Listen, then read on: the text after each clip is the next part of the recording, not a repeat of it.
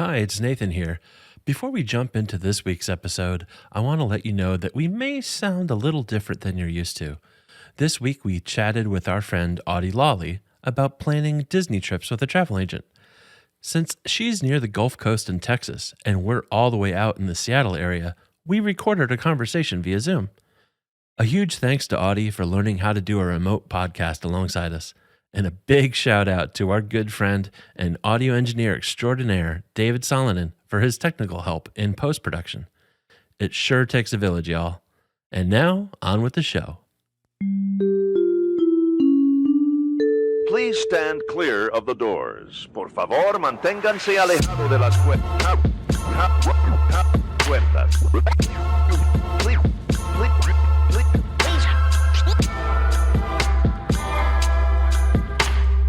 Please stand clear of the doors. Por favor, manténganse alejados. Because this here's the wildest ride in the wilderness. Hi, everybody. I'm Alicia. And I'm Nathan. I'm Audie. And welcome to episode 12 of Adventures and Mousecapades. Yeah, we have a special guest today. Today we're talking with Audie Lawley. She's an amazing person and a great friend we met on our 2013 Panama Canal cruise. And she just happens to be a travel agent with Magic for Less Travel. Welcome, Audie. Thank you. Thank you for having me. And it was a fun walk down memory lane listening to the Panama Canal podcast previously. It was just such a fun time. It really was.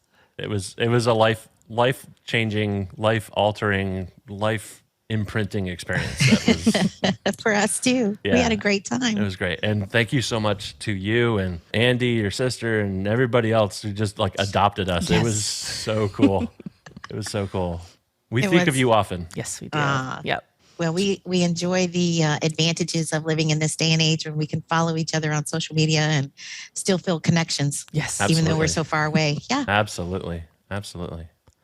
Well, we wanted to start off with just kind of going through and doing some starting questions that we've done. Like Nathan and I asked each other these questions, and we asked Caitlin, and we want to go through and ask you as well some of your Disney favorites. Okay. I'm ready. Nervous, but ready. Who is your favorite Disney character? I knew that was the first one. I've been thinking about it, and it's so hard to answer because it really depends on what was the latest movie that came out. The classics, you can't help but love Mickey and Minnie. They're just, they're so iconic, and their Yeah. love story, it's so sweet. But I love Miguel from I Coco. almost said Encanto, from Coco, and I loved Encanto. The Raya the dragon. There's just so many. But I love those underdogs. But right now, I think it's that cast from Coco that speaks to me. Mm. Nice. Yeah. How about your favorite movie then? There's so many. Again, Yes, it's just so there are. hard to choose. Little Mermaid has a special place for me because it was our daughter, her first, fantasy affair with a Disney movie. She absolutely loved The Little Mermaid and ran around dressed like her and sang all the songs. And our son, it was Lion King, and each of the grands have had their own special ones. And so it's hard, but I think probably Little Mermaid because that's kind of where it all started in our family. Nice. What is your favorite classic ride from the parks? Living with the Land. I know everybody wow. laugh. Go right ahead. No. That's an awesome ride. I think that's the quintessential Walt ride. Mm-hmm. I think that's the ride that Walt had in mind when he said he wanted it to be entertaining, something the family could do together, but also maybe learn a little.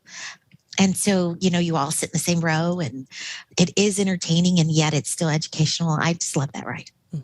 That's cool. How about newer ride? We're sticking to Disney, right? Because Hagrid's over at Universal. Amazing. But I think probably Rise of the Resistance because it started that new way.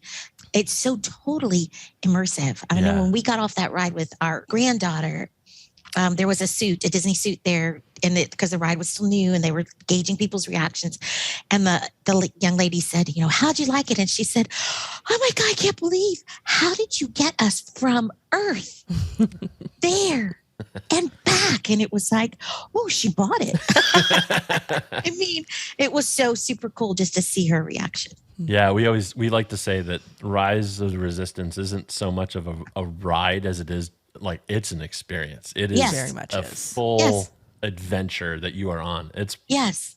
And it's if immersive. only it would reliably work all the time. Yes.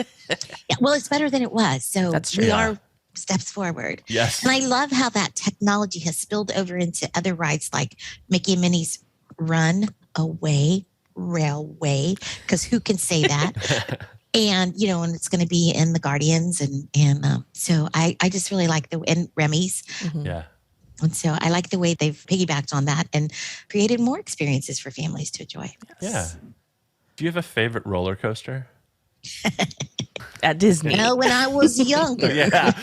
I'm not much of a roller coaster person anymore, but oh my gosh, I love them all. Disney, it was probably Big Thunder Yeah. because I like the ones that are outdoor for the whole time, and that one's just hilarious. And so I'm going to go with Big Thunder Mountain. Nice. Yeah. Well, I think we're slowly getting to that point of Oh, speak for yourself. well, okay, I am.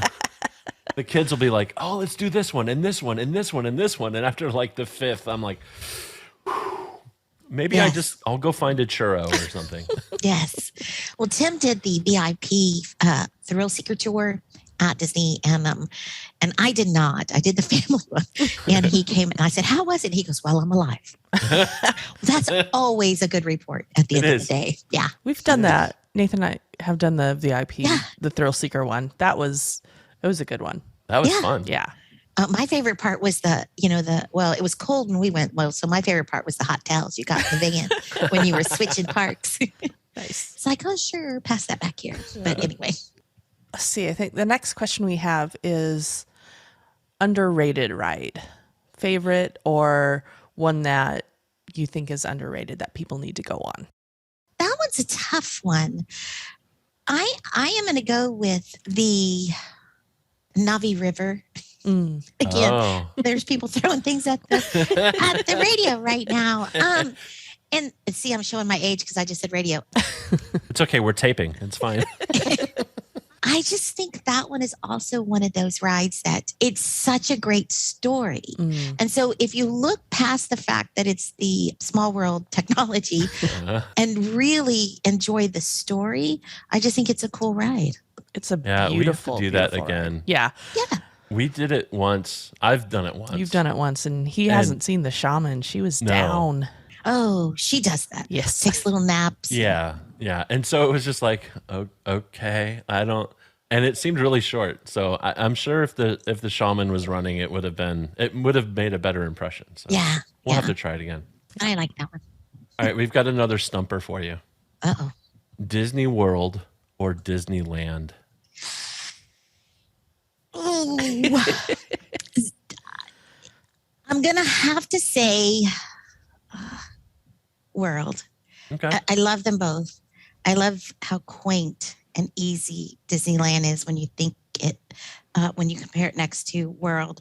But World just has so much more to offer families. Yeah. And so the fact that you can't, necessarily walk to all the parks and you can't, there's some more steps in order to go. And Disney feels very complicated right now. So there's that. But I just think it has a little bit more for everyone, which is probably why I lean towards Disney World. Cool. Favorite park? Also changes with the time of day and for the longest time it was Animal Kingdom because I just love that park. I just think it's fun to walk around that park. Yeah. Right now, even with the construction and all of the reimagining going on, I would say Epcot because I just love the entertainment in Epcot and I love to eat. So there's so much to eat. We have been known just to get up, go eat, and then go back to the resort because I love Epcot. And so I think probably right now it's Epcot. Nice. Yeah. How about favorite resort then, or DVC, or wherever? This is a question our guests will ask a lot. Huh. For me, it's Animal Kingdom. Still, that's where my heart is. I love that resort. It's just so unique. Yeah. I know it kind of gets some bad press with as far as needing to take the buses everywhere, but that slight inconvenience is far from my mind when I think about how cool it is to stay there. But then the Riviera is moving up. Mm-hmm. That one became our favorite. Yeah, it's hard to say that a Disney resort is different because there's so many similarities in them. But this one, there is a certain energy about it because it's on the Skyliner. So there's that energy of movement and progress, and the view can't be beat. Yeah. I mean, you look over at the Caribbean, you can see other resorts. And so there's kind of that, I don't know, it's just a positiveness about it. Yeah. It's one of those places we've been to and said, I could live here. Yes. Totally. Yeah. So just go ahead and move us in. We just need a few million more DVC points and we'll be set. Yes. And a way for Disney to allow people to gift those to us. So. Yeah, exactly. What about your favorite character meal? Well, thanks to Alicia and Nathan, I now want to go to the one at Napa Rose so badly I can't stand it, but I haven't been there yet.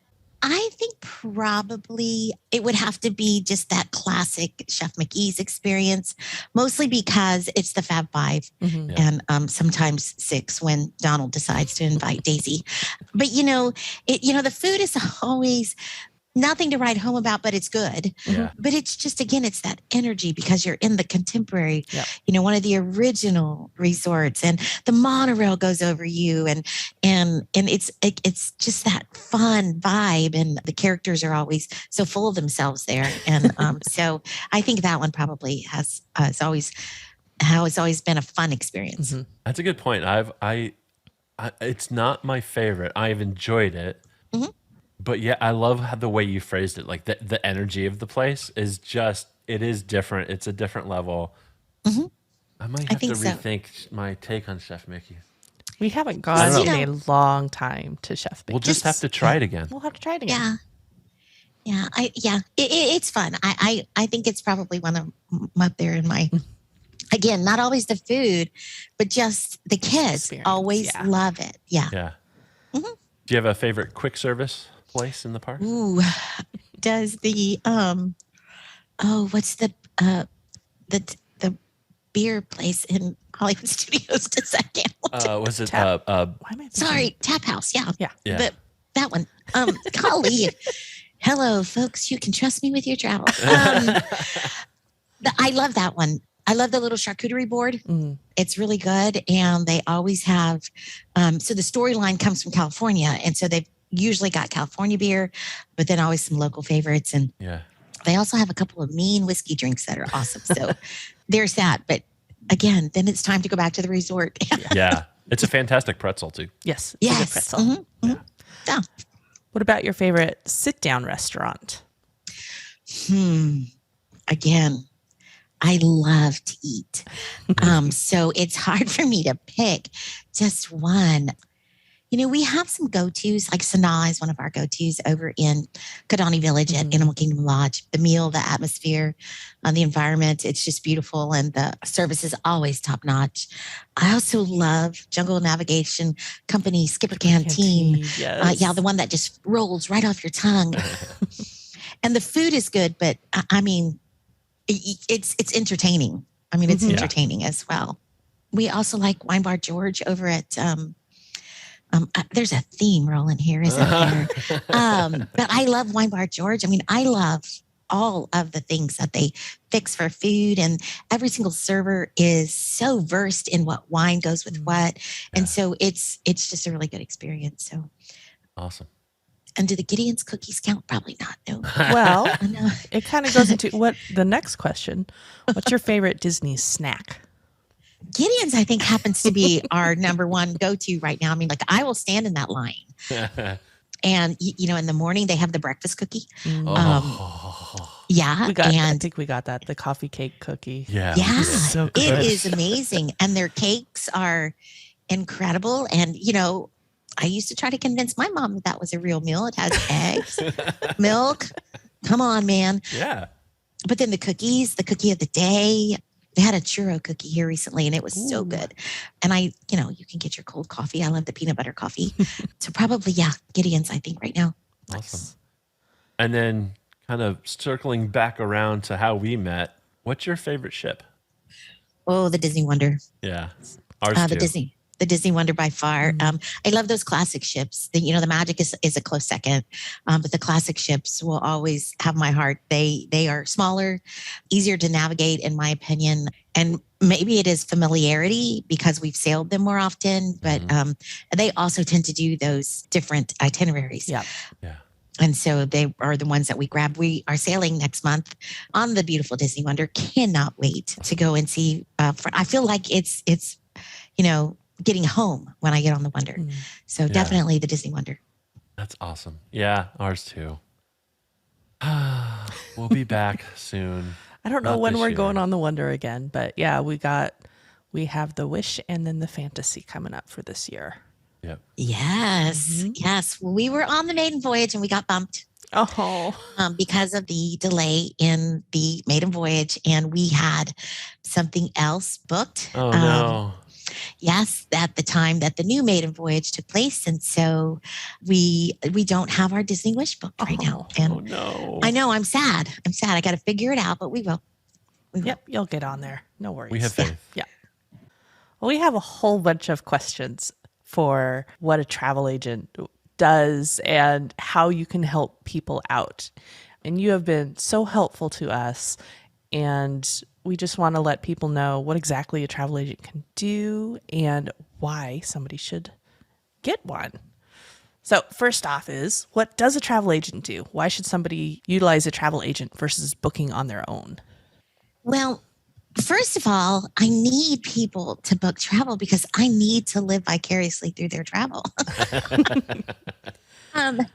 Really and truly, though, a travel agent is there to be your advocate and your personal concierge. And that's kind of how we consider ourselves, is to be your advocate for your travel as well as your personal concierge to get your travel details in place. We've been in this industry for 14 years now. And so we have the experience to think through the what ifs and the what fors to help you be prepared.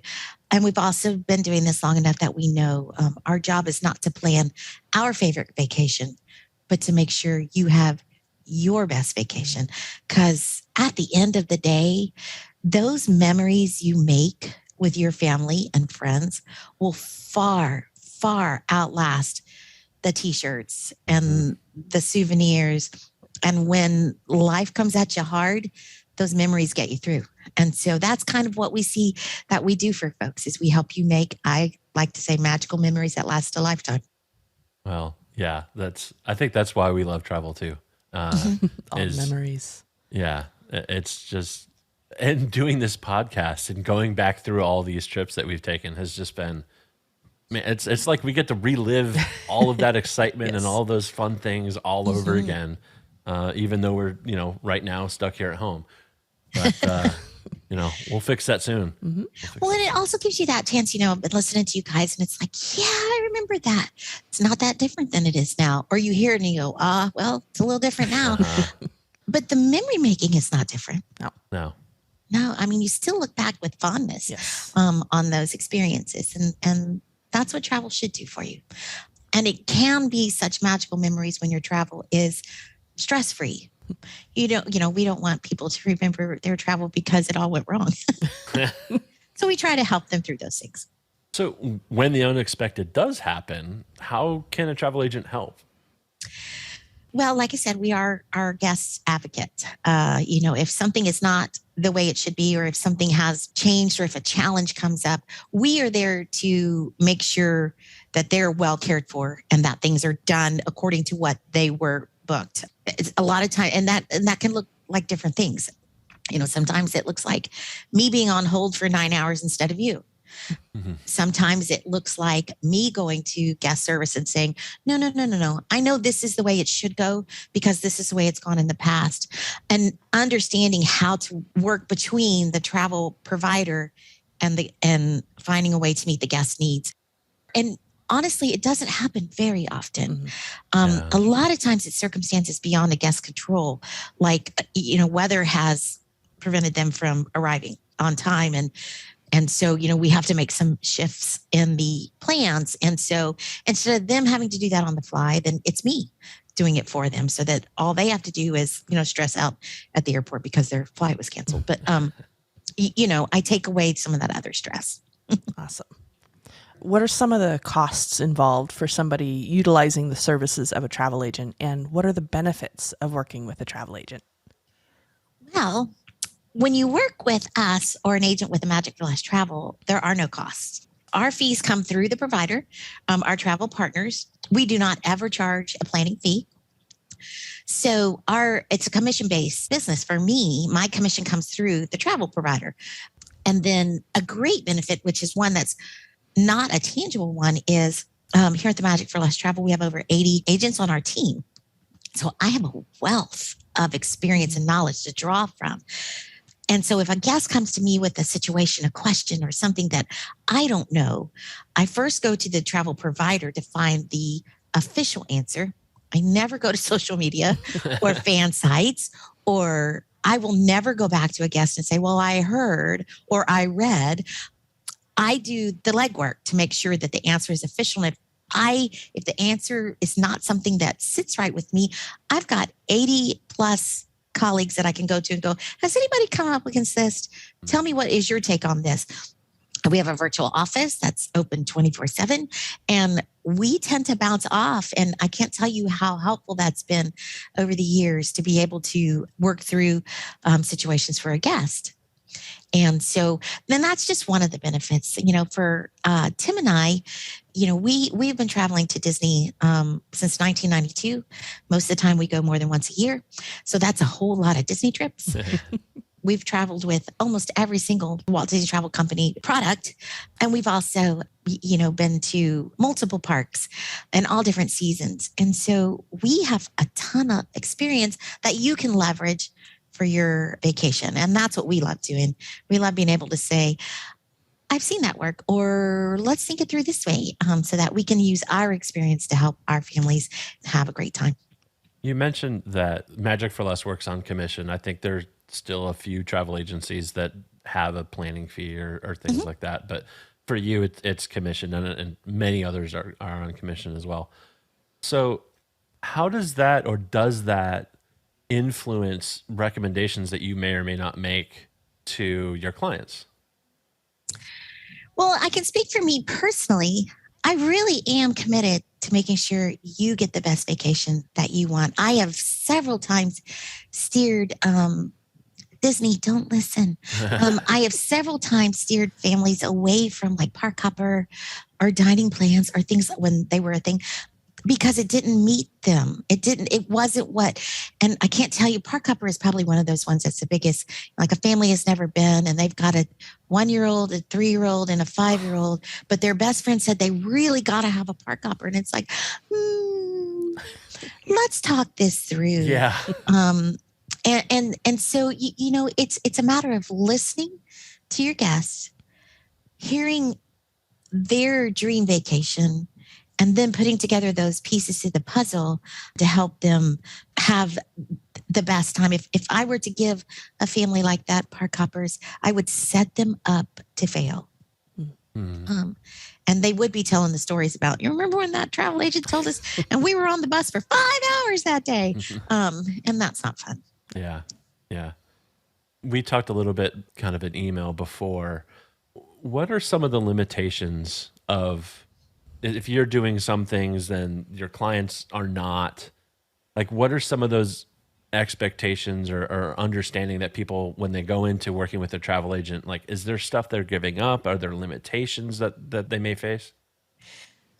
No, not really. No. I mean, there's some limitations on our end, what we can book. Okay. Like with the Magic for Less Travel, we can only add air when it's part of a package.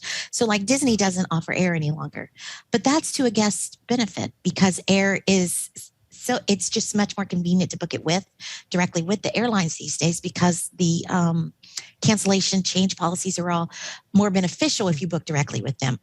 So I think that's one of the reasons why Disney got out of that loop, because it just wasn't something that was beneficial for the guest.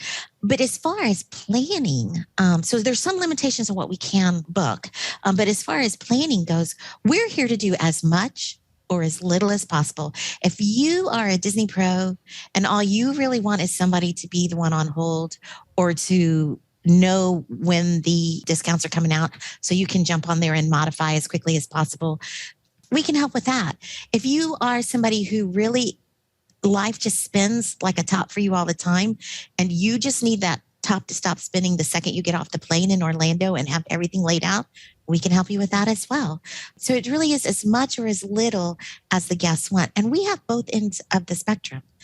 I'm working with somebody right now who told me, I really just want somebody to pick the day, the resort, and tell me where to show up. It's like, oh, okay.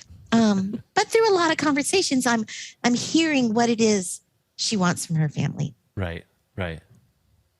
Man, I don't know if we could do that anymore. I think back in the day, we could just say, hey, just figure something out. And now we're so ingrained in I don't know, we plan a lot and we have an idea of what we want to do. We come to you when we have questions.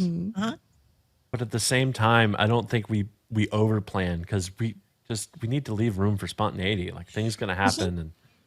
And Yeah. Yep. But and a lot of it is personality with folks. I mean, and some people just need that control. I mean, they're not going to relax unless they know a lot of the details. And then some of those personalities are more, just show us what we need to do. And can't you just tell us? And that's okay. I mean, it's just really understanding a guest need and then working with them to see that their plan gets in place. Yep. This is probably why Alicia works with you more than I do, because I'd probably be way more needy in wanting to know the details. So, thank you for working with Alicia, and I'll just stew over here and trust that y'all have it all covered. You'll just enjoy when the time comes. Exactly. Well, a lot of time guests get so overwhelmed because there is so much information out there now. And I mean, from fan sites to official sites to non-official sites, I mean, you can get information that tells you what you want to hear and what you don't want to hear. And that can be so overwhelming. And so that's another thing I try to always remind folks is that when I explain things to you, it's going to be the travel partner specific answer that you're getting. It's going to be the travel partner specific answers to your questions and details for you so that you won't be surprised when you get there. And of course, that's a tricky part right now because it seems like every single day there's a new announcement about something new changing. But that's okay. Yeah. I don't know how you keep up with it. Oh, yes. Well, we see travel agents a lot at like Disney at resorts and cruises. Is that considered on-the-job research? Oh yeah. I have to do that. I have to. I really do. I have to go to Aulani because how am I going to tell people how fabulous it is if I don't go? But no, in all seriousness though, I mean, like, would you feel comfortable going to a doctor to seek medical advice while he's smoking a cigarette and hacking a cough? I mean, you want to know that they're walking the walk and talking the talk. And so, that's kind of for us. I feel more comfortable sharing travel experience from someplace we've been as opposed to just what I can glean from online or other resources. Our travel partners and our team with the Magic for Less, we do require our team to train with travel partners before they sell the product so that they know what they're selling. But oh my gosh, when you've actually done it, it makes a big difference. We traveled with a new cruise line this past summer, and it was one that we'd always wanted to travel with, but we hadn't. And I'm telling you, it was incredible. Mr. Tim actually told the captain of the ship, "You're my new number 2 cruise line." Wow. I know. I said, "Sweetheart, I know you meant that well." That's probably a little thought that stayed in your brain, not through the mouth. And so, but now I have sold a whole lot more cruises with that cruise line because I know firsthand it's incredible. Yeah. So you work with a bunch of agents. There's 80 or so folks that you work with at Magic for Less. Do travel agents specialize in specific areas? So if you've got people who are cruise experts or, African savannah travel experts or like things like that, how does that work? Well, at the Magic for Less, we are authorized Disney travel planning agency, and we are also a preferred agency with Universal Parks and Resorts Vacations. And that tends to be those two travel partners we work with the most, because that was kind of the foundation of the Magic for Less travel. But of course, over the years, the experience of the travel agency and the growth of the travel agency, everybody doesn't want to go to Disney World every year. I know we find that hard to believe. What? No. So we've had to learn new things to offer to our guests. And so there are some of us who do specialize, and basically we choose what we want to specialize in. Tim and I are very comfortable with large group travel. And that comes from past career experience that we've been able to translate into the travel industry. And so, we're comfortable with big, giant, multi-generational trips. And because we have traveled with other travel partners, there's all kinds of different travel avenues that we can offer our guests and also have firsthand experience with. Other than listening to this podcast and knowing that they need to go talk to you, Audie, how does somebody go and find the right or a good travel agent to work with? Like, are there key things to look for? Is there things to avoid? Like, how should somebody go about figuring out who to work with? We have a lot of people who basically interview us. And we do it digitally through email communication and sometimes phone calls. But, because a lot of people are not sure what a travel agent does, because there is so much information online and so much can be booked online. A lot of people think, well, why should I even bother with a travel agent? And yet when they reach out to us, it's like, I didn't realize you would do that. Oh, I didn't even think about that. So it's really about relationship building and making connections. And if you don't make a connection or you don't feel comfortable with one travel agent, give another one a try. And if they're not familiar with the destination you want to go to, or what the experience that you're having, ask them for a recommendation. Often I will have guests that I've worked with for years and years come to me and say, hey, we're thinking about going to Europe and we don't really want to do a group tour. We just kind of want to go through Europe. That's not something I've ever done. And I don't know that, I do know I'm not comfortable helping somebody, because that's a big responsibility. And so, but I have a great friend and one of my colleagues with the Magic for Less who does this, and she's amazing at it. So, for me, it's like, I have the girl for you. I'm going to introduce you to my colleague, and her name is Dottie, and Dottie's going to take you by the hand and lead you through this process. And you might think that that's kind of counterintuitive, but really it's, Miracle on 34th Street. I don't have what you have, but Macy's does. Yeah. And doesn't that make somebody feel more comfortable when you put their needs in front of your own? And that's, it's about relationships and making connections. Absolutely. So when people do decide they want to travel, what are some of the questions they need to answer for themselves to take to you to work, with a travel agent? And when should they reach out and start having those conversations? I always think that you reach out, start having those conversations when they come to mind. When you might be looking for 2024, but you have questions, and reach out and we can help guide you, even if it's 2024. It's part of my job to ask the kind of questions that help you figure out what you need. Because when somebody is going to a destination, especially for the first time, a lot of it is they just don't know what they don't know. And so you ask them questions and they give you answers and it kind of leads you in the right direction.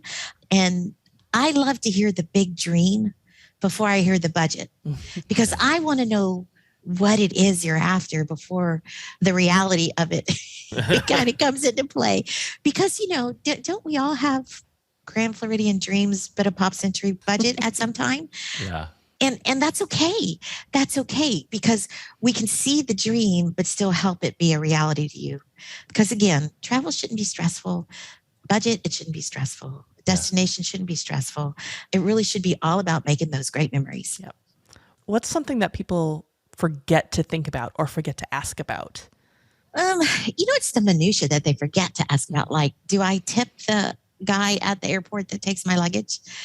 And, so they get to the airport and they don't have small bills, or they get to the airport. It's like, well, now how do I get to the resort from here? And, or they, like Disney World in particular. Oh, my family's an early riser and we're staying at Art Animation, but we want a 7 a.m. Chef Mickey's.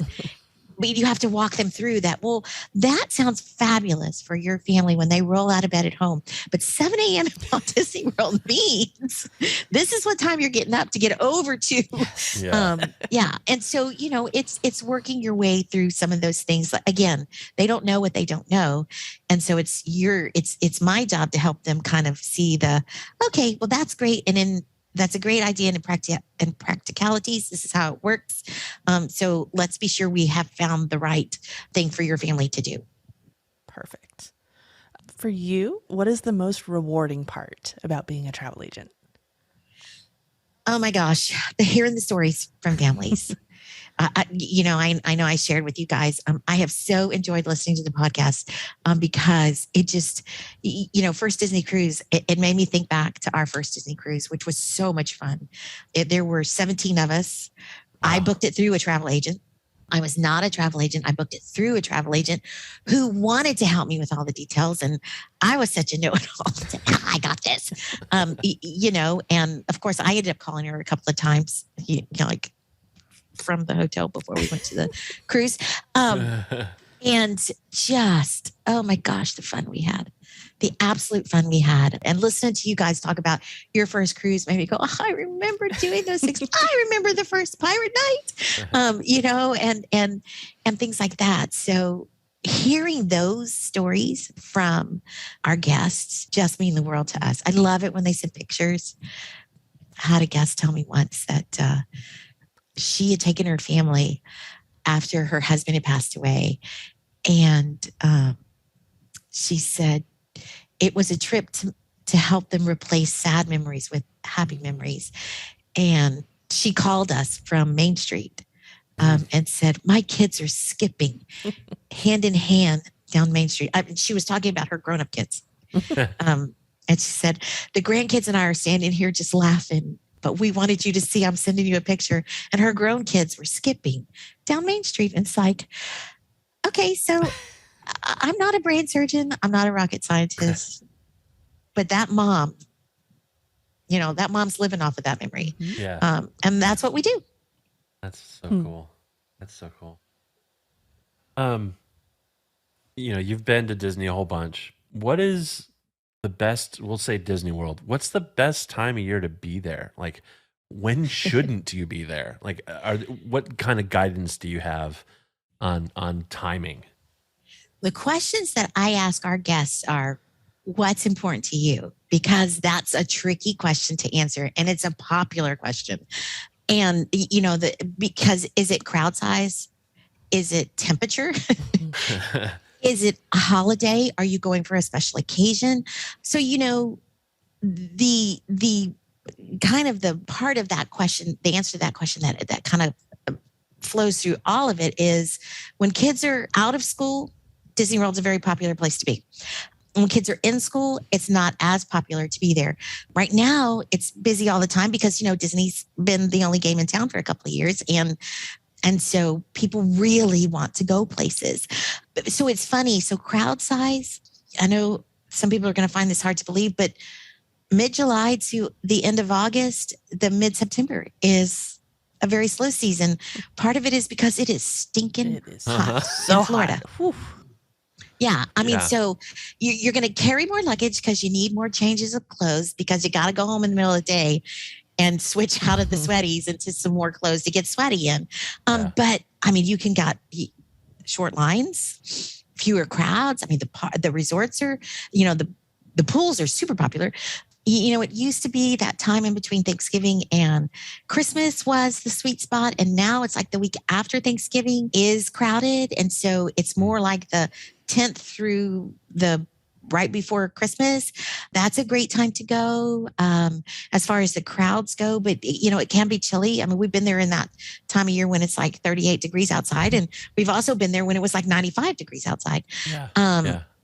And so the weather can be iffy. So there's really a whole lot you have to kind of figure out to find your sweet spot for your family. And again, if your sweet spot happens to be when it's a little crowded, we help you figure out how to plan for that so that the little crowded doesn't wreck a vacation. Yeah. We were there the last 2 weeks of August this past year, and Ooh, it was we hot. were shocked. It was hot, but we were shocked at the crowd levels. Yes, it was very empty. Of There course, were some days we just were walking on everything, it seemed like. there was still a lot of restrictions in place. And I know the pandemic had a lot to do with how empty the parks were. But I don't think we've ever been able to walk on so many rides. I think the longest ride we waited for was Peter Pan's Flight, and it was 45 minutes. Yes. I was able to attend the Disney Institute in July of 2019. So this was pre-pandemic.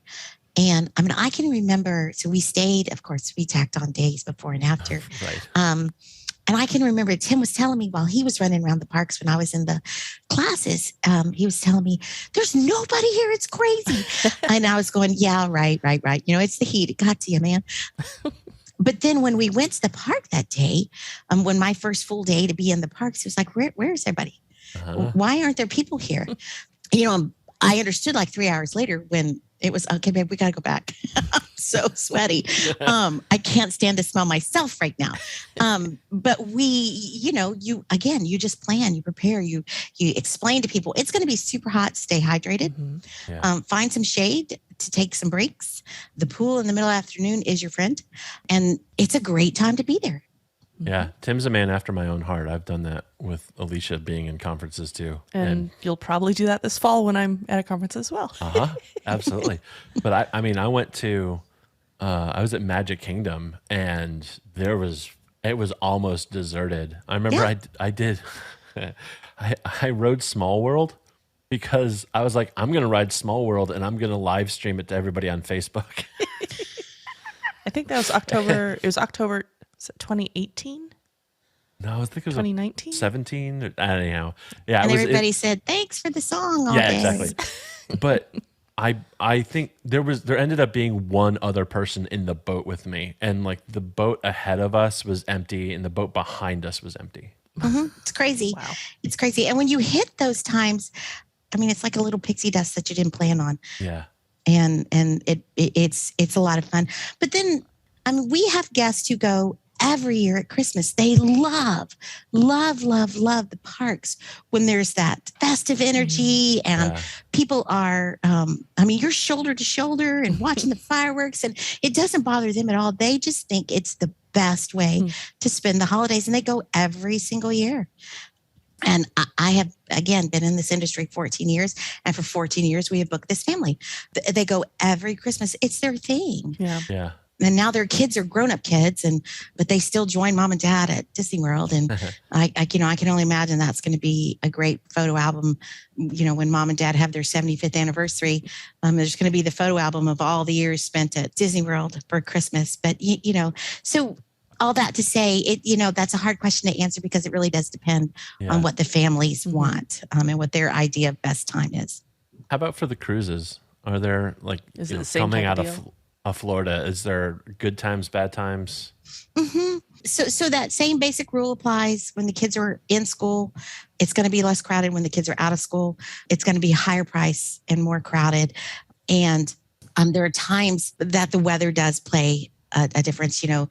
Smooth sailing season is spring because the waters are still chilly from the winter time. And so you don't have the tropics rearing up. The hard time tropical wise is going to be in that September, late August, September, and sometimes into October. And then, of course, over Christmas, and I think one thing that people don't understand is the ocean is always cold. Yeah. It's just a different degree of cold. So like in December, it can be 90 degrees in Nassau, Bahama, but the water is cold. But in June, it can be 90 degrees in Nassau, Bahamas, but the water is cold. So the water's just cold. So it's just a different level of cold. And, and when you don't have that intense sun in December, it's chillier to be in the water, but really the water is about the same temperature.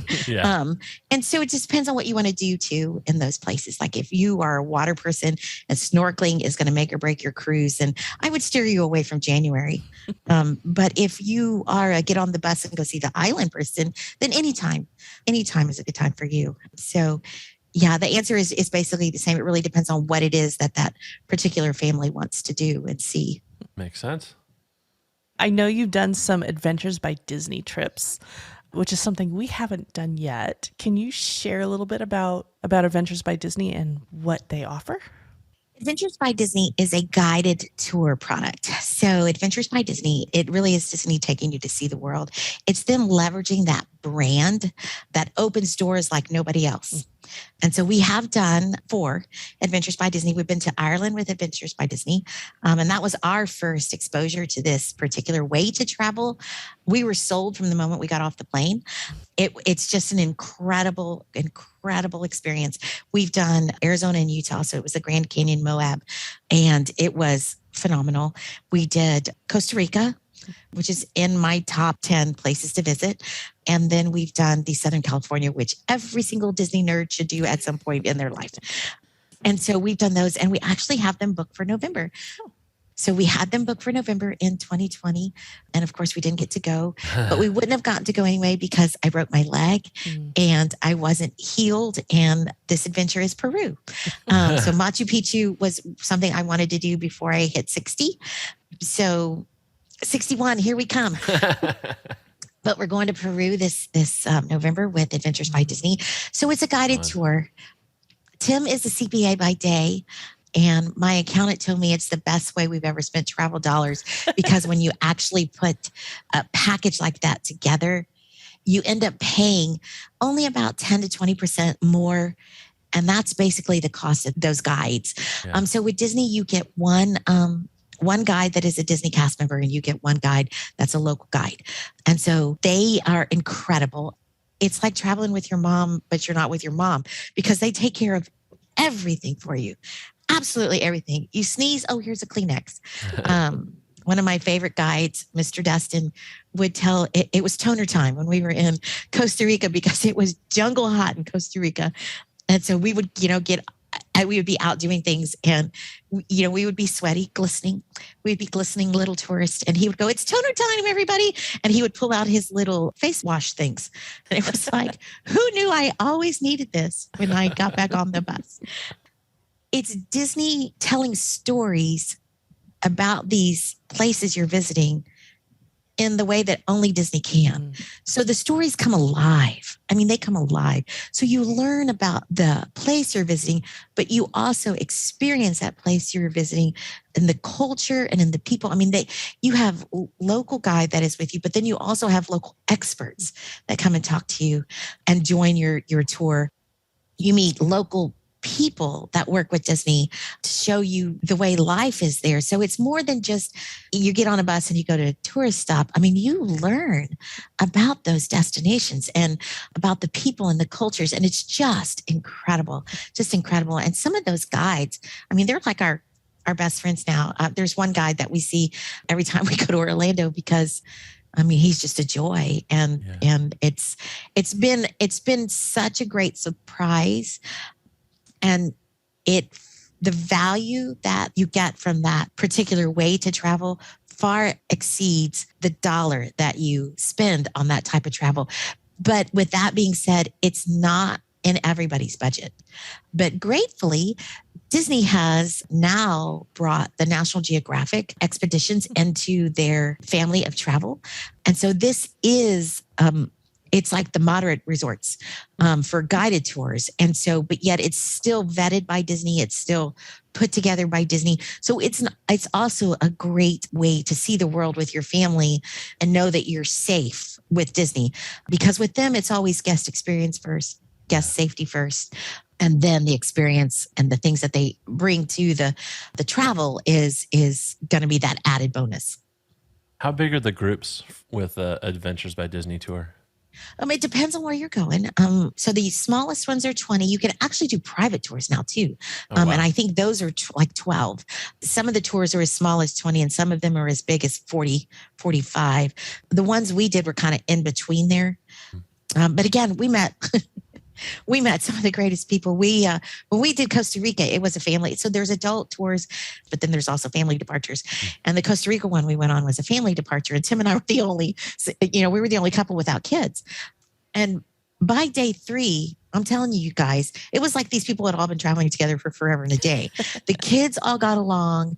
They all played in the pool together. They sat in, the kids in the back, the adults in the front, in the buses. It was crazy. It was crazy fun. And Tim and I were kind of somewhere in the middle of all of that. And on the last day, they do this little presentation. I don't want to spoil too many surprises, but they do this little presentation, and they give the children an opportunity to express thanks to mom and dad for bringing them. And it was the cutest thing. The kids brought us things. Aw. I mean, it was like, wait, we're not your parents. And it was like, no, but you did this with us and you did that with us. And it was so much fun. It was so much fun. So you meet new people, get to see the world, and you get to do it all in that safety bubble of Disney. That's That's awesome. so cool. Doesn't have to be Adventures by Disney, but overall, what's your most memorable trip?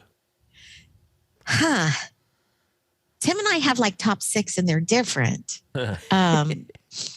Alaska is a place we would go to every year just because of the changing beauty and the incredible there has yet to be an Alaska adventure that was the same because of just the changing landscape and the beauty of that part of the world. Norway, it's like Alaska on steroids. It would have been perfect for me had only the narwhal appeared. Never saw a narwhal. Hawaii is up there for us. Costa Rica.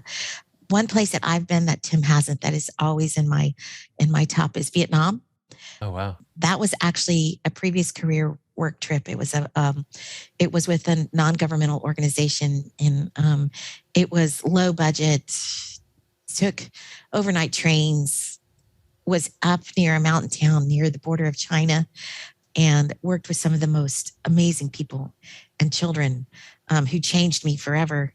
I went in thinking that I was going to, set up computers and teach them health and all of this stuff in their school, and went away going, oh my gosh, I need to take all this stuff back with me because I don't want to spoil this place. It's just so amazing. And the country itself is beautiful. Tim and I loved Ireland. It was incredible. And then pretty much any destination that Disney will take me, and I get to bring my family. So that kind of encompasses it all. But truly, when you're old enough to have kids with kids, those days are few and far between when everybody's under one roof. Mm-hmm. So when I can get everybody under one roof and throw some Disney magic in the mix, I'm a happy camper. Awesome. And then kind of our last question. What client trip do you wish you would have been invited on? Well, remember earlier I said I need people to book travel with me so I can live vicariously through them. So recently I booked a Rocky Mountaineer train excursion from Vancouver to Calgary. Oh, wow. And I may get in their suitcase. I'm still trying to figure that one out. It's always those destinations that I haven't done, but I really want to do. Like I also did a fall train trip to see the fall foliage on the East Coast. Mm-hmm. It's up there on the bucket. It's, one of those bucket list items that I never knew I always needed to go to. There's been some fantastic cruises that people have done. And Tim and I are doing a cruise line that we have not done yet this summer. And it's a bucket list cruise for us. And I booked it because I was working with these 2 other families in that particular cruise line looking for their perfect bucket list one. And then I happened to find mine. So here we go. So I think it's always those places that we haven't been that we know we want to go. And cruises to South America. God, that was an incredible itinerary. So it's those are the client trips that I wish that I could go on. Because again, it seems like the more we travel and the longer we're in this business, the bigger my bucket list gets. And I blame the guests for that one. Well, we'll have to do our best to grow your list in the future. Thank you so much for spending some time with us today. It was a pleasure catching up. And thanks for sharing a little bit about what being a travel agent is like, and how you can help all of our fans out there figure out how they can take a great vacation too. Mm-hmm. Well, any friend of Nathan and Alicia is a friend of ours. We'd be happy to help guest travel. And like I said, if we're not the perfect fit for you, we'll help you find it. Sounds like a plan. Thank you so much, Audie. You're welcome. Thank you, Audie. Please remember, we are not travel agents, though we did just talk with a really awesome one. And while we can offer our opinions and suggestions, we do recommend you work with a travel agent to procure your perfect vacation. Questions or suggestions, just shoot us an email at podcast@adventuresandmousecapades.com. Give us a follow on social media at Our Mousecapades. And if you could, please give us a rating and a review on your favorite podcast app to help others find us. Thanks so much for listening this week. Thank you for flying Star Tours. Bye-bye.